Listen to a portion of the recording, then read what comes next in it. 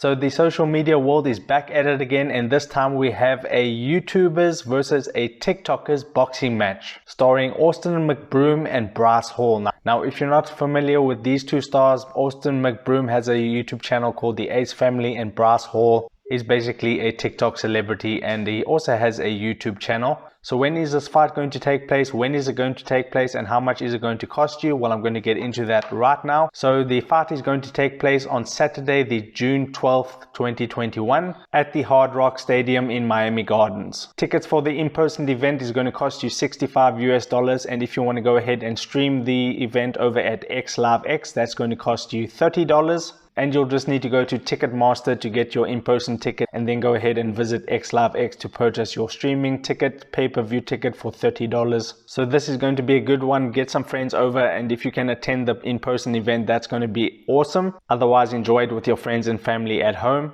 And they also have a long lineup of other TikTok stars and YouTube stars that are going to be competing in this event. So it's going to be jam-packed full of fun and adrenaline, so don't miss this one. So as always, if this video was helpful to you, don't forget to like this video for the YouTube algorithm and to subscribe to my channel for more social media tips, trends, and news. And with that being said, I'll see you in the next video. Take care.